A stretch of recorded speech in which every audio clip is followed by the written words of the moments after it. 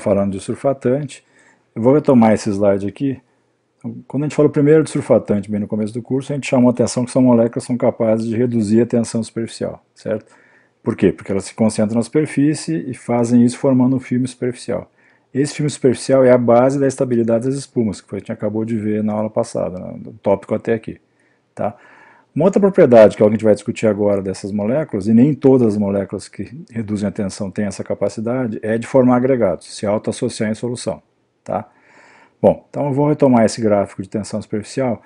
Vamos pegar primeiro essa curva aqui, por exemplo, do dodecanol. Foi o exemplo que a gente usou para discutir o efeito de uma molécula orgânica dissolvida em água. Então, se eu colocar dodecanol em água, dissolver dodecanol em água, o que acontece é que à medida que eu aumento a concentração de dodecanol em água, a tensão superficial da solução vai diminuindo. Por quê? Porque o dodecanol é capaz de se concentrar lá na superfície, se orientar e reduzir a tensão superficial. O que vai acontecer é que se for aumentando a concentração do dodecanol, quanto mais dodecanol eu coloco em solução, mais ele abaixa a tensão, até um certo ponto, onde na verdade ele para de reduzir a tensão porque ele para de dissolver, ele se torna insolúvel. O dodecanol é pouco solúvel em água, ele tem uma cadeia de hidrocarboneto grande. Tá? Então, o que acontece é isso, ele reduz a tensão superficial até um certo limite, que é o limite de solubilidade dele em solução. Outras moléculas, que são as que a gente vai chamar de surfatante, então, por exemplo, do adecil sulfato de sódio, que é o caso que a gente usou, quando a gente aumenta a concentração em solução, eles reduzem a tensão superficial. Bom, eu estou colocando aqui como mais eficiente que o dodecanol, de fato ele é mais eficiente. Tá? Só que a gente observa que até um certo ponto, depois essa tensão superficial para de cair numa certa concentração e se estabiliza. Só que eu continuo dissolvendo o surfatante.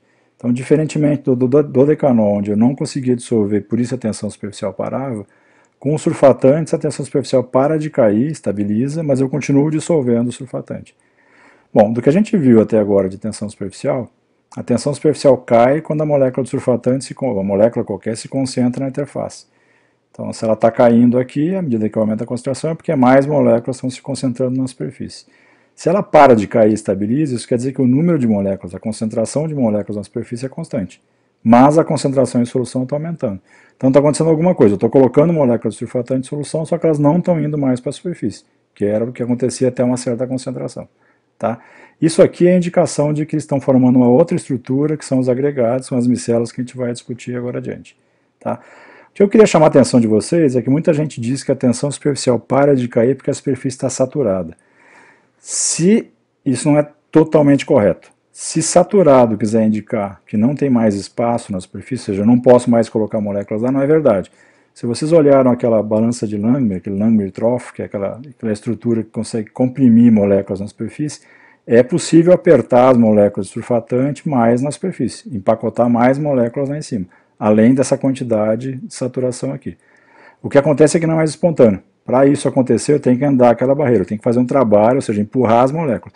Se vocês lembram, aquele gráfico que a gente discutiu era parecido com comprimir um gás. Quando a gente comprime um gás, eu estou apertando as moléculas de gás, aproximando as moléculas de gás.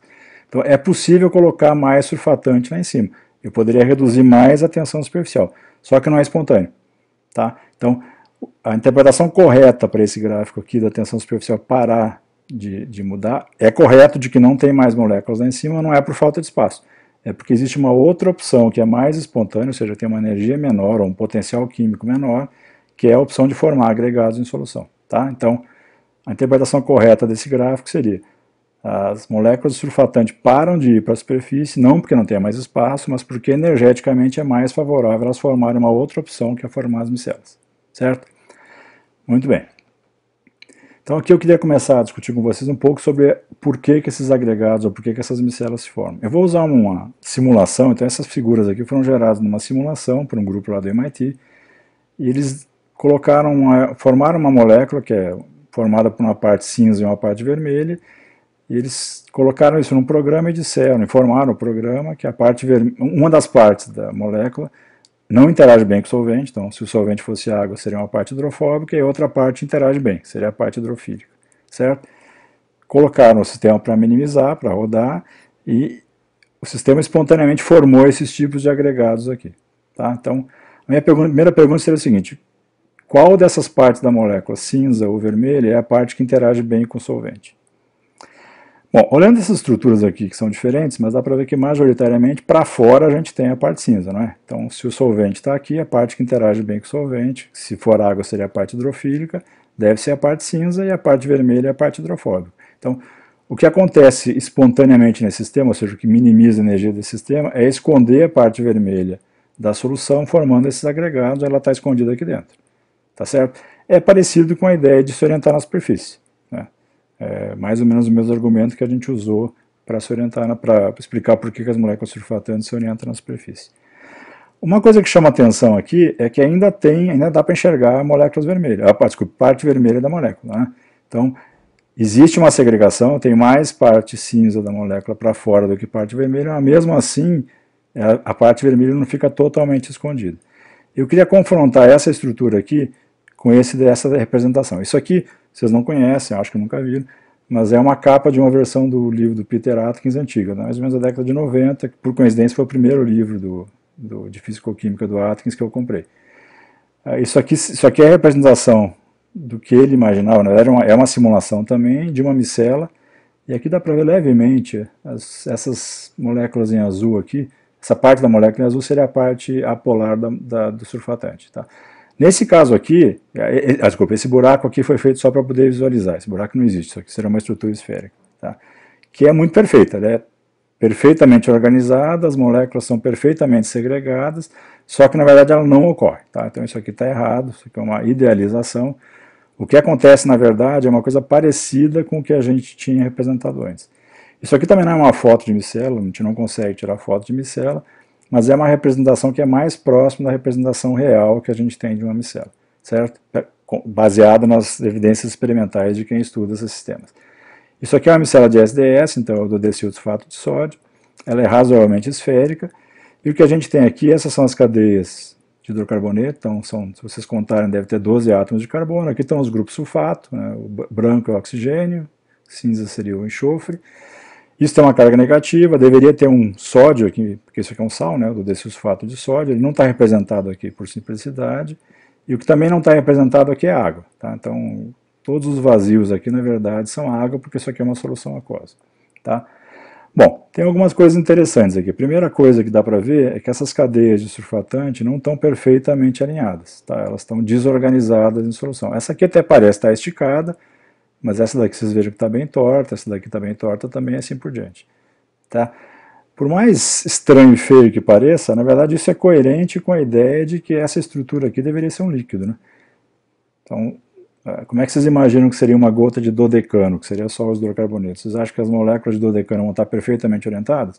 Se ele for líquido, não. Se for no estado sólido, tudo bem, a baixa temperatura, mas se ele estiver no estado líquido, não. Então, primeira coisa que aquela estrutura desenhada no livro do Atkins não contempla, é que uma micela deve ser uma estrutura líquida. Então as moléculas aqui dentro têm que ter liberdade, como elas têm liberdade de se movimentar no líquido. Então essas cadeias, as moléculas estão difundindo, tá? E as cadeias também estão continuamente se esticando e se reorganizando, porque é o que se espera encontrar no líquido.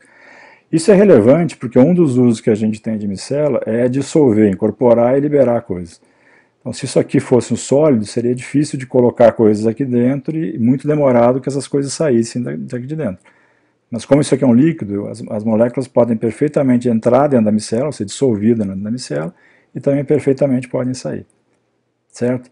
Bom, uma outra coisa que dá para ver aqui é que tem espaços vazios aqui no meio. Tá? Então, se isso aqui for um espaço vazio, como eu já falei, isso aqui é uma solução aquosa, deveria ter água aqui no meio, então vai ter contato de água com hidrocarboneto. Eu não consigo esconder perfeitamente o hidrocarboneto da água. Eu diminuo o contato do hidrocarboneto com a água, que é o que favorece a formação da micela, mas eu não consigo esconder perfeitamente. Tá? Isso está dentro daquele pacote do que eu chamei de micela imperfeita. Então, na verdade, essa micela ela é imperfeita contra a micela que está representada na carta do Atkins, mas, de novo, isso é uma coisa boa. Tá? Por quê? Porque se aquela micela tivesse perfeitamente segregado os hidrocarbonetos, eu não poderia mais colocar outras moléculas lá dentro. Vocês acham que é possível dissolver alguma molécula aqui? Qualquer coisa que eu colocar aqui dentro vai desestruturar essa estrutura e vai afetar a sua energia. Tá? Nesse caso aqui, tem possibilidade de colocar moléculas aqui dentro. Então essa é uma outra coisa importante que a gente vai ver, que quando a gente dissolve moléculas na micela, isso estabiliza a micela. Então isso é uma coisa que favorece a incorporação de moléculas dentro da micela, que é um dos usos que se tem de micela. Certo? Então, a última coisa que não dá para mostrar aqui que isso aqui é uma foto, uma estrutura estática, é que essa estrutura é bastante dinâmica. Então já chamei a atenção aqui do interior, essas moléculas estão perfeitamente em movimento, ou seja, qualquer coisa dissolvida aqui dentro está perfeitamente em movimento, como se fosse uma gota de um líquido, tá? Mas mais do que isso, essas moléculas estão entrando e saindo. Então, muito rapidamente. Tá? Tem dois movimentos importantes de moléculas para formar micela. Primeiro que individualmente moléculas saem e entram, então, como todo equilíbrio químico, a formação de uma micela é um equilíbrio dinâmico, essas moléculas estão entrando e saindo. Isso é muito rápido, isso acontece mais ou menos na escala de microsegundo, a 10 na menos 6 segundos. Então, a cada 1 milhão de vezes, 1 milhão de vezes por segundo, moléculas estão entrando e saindo da micela. A segunda coisa é que esses agregados aqui explodem. Tá? Eles se destroem totalmente e se reformam, se destroem e se reformam. Então, além de individualmente moléculas sair e voltar, todo o agregado se desfaz e se forma. Ele tem um tempo de vida. E esse tempo de vida é mais ou menos na faixa de milissegundo. Então, mais ou menos 1000 vezes por segundo, essas estruturas se desfazem e se formam, se desfazem e se formam. Tá? Então, isso aqui é uma estrutura bastante dinâmica, isso é importante porque permite que as moléculas consigam entrar e sair dentro das micelas. Certo? Bom, a última parte que eu não comentei aqui, a gente vai discutir agora, é o que acontece com essa parte iônica do surfatante. Tá? Então, o que a gente tem aqui são grupos sulfato, eles são grupos que têm carga negativa. Eu vou passar para a próxima transparência. Isso aqui seria tentar enxergar o que seria essa superfície carregada desses grupos sulfato. Deixa eu voltar aqui. Só perguntar o seguinte. Então, eu tenho uma esfera, mais ou menos uma esfera, com carga negativa. Tá? Cada grupo sulfato tem uma carga negativa. E eu tenho em solução o cátion sódio. O que vocês acham que vai acontecer com esses cátion sódio em solução? Tá? A gente sabe que sulfato de sódio, ou sulfatos de sódio, são perfeitamente dissociáveis em água. São eletrólitos fortes. Né? Então, quando eu coloco isso aqui em água, isso aqui dissocia, o sódio é liberado e o sulfato fica de um lado, ficam separados, solvatados pela água. Tá? Mas quando eles formam essa estrutura esférica aqui, na verdade o que eu tenho é uma superfície, então eu tenho uma bolinha e tenho uma superfície negativa. Ao mesmo tempo eu tenho cátions colocados em solução, são o sódio, cada sulfato desses liberou um sódio. Então se eu tenho 100 moléculas de sulfato formando uma micela, eu devo ter 100 cátions sódio em solução. Vocês acham que eles vão ficar livremente em solução? Não é provável, né? Do que vocês viram em física 3, eletrostática, existe uma atração eletrostática, que é a força de Coulomb, que vai atrair esses grupos, esses cátions, para cima da superfície negativa. Tá? Então, embora individualmente essas moléculas se dissociem, quando elas se agregam e formam uma superfície, essa superfície faz um campo elétrico que vai fazer com que as cargas de sinal oposto sejam atraídas. Tá? Isso é mais ou menos o que está representado nessa estrutura aqui. Então, aqui tem a superfície carregada. Tá? Nesse caso aqui está com carga positiva, então imagine que seja um surfatante catiônico. Eu estou representando ela planar, mas pode ser uma esfera também, é do mesmo jeito. Então se eu tiver uma superfície carregada com cargas positivas e eu tiver os contraíons em solução, o que vai acontecer? Essas cargas positivas vão fazer um campo elétrico, esse campo elétrico vai atrair os contraíons para a solução e uma parte desses contraíons que agora são os ânions vão grudar nessa superfície. Né? Essa força é uma força muito forte, a força eletrostática é muito forte, e eles vão grudar. Então, o que acontece, na verdade, a primeira coisa que não está representado naquele desenho é que, embora o sulfato de sódio, desse sulfato de sódio, esteja perfeitamente dissociado, ele dissolve em solução, quando ele forma a micela, uma boa parte dos contraíons, no caso lá são o sódio, aqui são os ânions, né, grudam nessa superfície, porque eles são atraídos pelo potencial elétrico, pelo campo elétrico causado por essa superfície. Então, isso dá uma definição. Então, qualquer eletrólito dissolvido em água, a gente tem um grau de dissociação que é 100%. Então, o sulfato de sódio está 100% dissociado em água. O dodecil sulfato de sódio, quando não está agregado, também está 100% dissociado em água. Quando ele forma micela, por causa desse efeito dessa superfície carregada, uma boa parte dos contraíons gruda de novo na superfície. Então, na verdade, a maior parte não está dissociada. Tá? A gente tem só de cerca de 10 a 20, normalmente 10 a 20% dos grupos dissociados. Então, só vou voltar aqui. Se eu estivesse representando os sódios aqui, eu deveria ter só 20% desses grupos sulfatos livres. Os outros 80%, ou quase isso, estariam com sódio ligado. Na verdade, então, o que isso faz? Isso diminui a carga que essa estrutura tem. E se vocês lembram da discussão que a gente fez sobre a formação de filme superficial, inclusive falou sobre o efeito de sal, eu tenho um problema aqui, porque eu tenho uma tendência que essas moléculas se agreguem para segregar esse grupo aqui. Não é? Eu quero tirar esse grupo da água. Só que quando elas se agregam e formam um agregado desse tipo, esses grupos iônicos aqui, que têm carga de mesmo sinal, vão se repelir. Eu vou ter duas cargas negativas muito próximas. Isso vai gerar uma repulsão eletrostática que vai ser contra a agregação. Então, para fazer com que essa micela consiga se formar e não explodir, além da segregação devido a esconder os grupos apolares da solução, um outro efeito importante que ocorre é que eu tenho menos repulsão eletrostática do que eu teria se todos os grupos estivessem dissociados. Então, ao invés de ter 100% das cargas, eu tenho só 20% das cargas. Ainda tem repulsão eletrostática, só que é muito menos do que todos eles estivessem ionizados. Tá? Então, o grau de dissociação de um surfatante, quando ele forma micela, cai bastante. A maior parte das cargas é neutralizada. Isso é uma das coisas que permite que se forme micela. Segunda coisa importante, ainda tem carga. Ainda tem carga residual e isso vai ser uma coisa que a gente vai explorar mais adiante. Tá? Eu vou pausar aqui e depois a gente continua no próximo vídeo.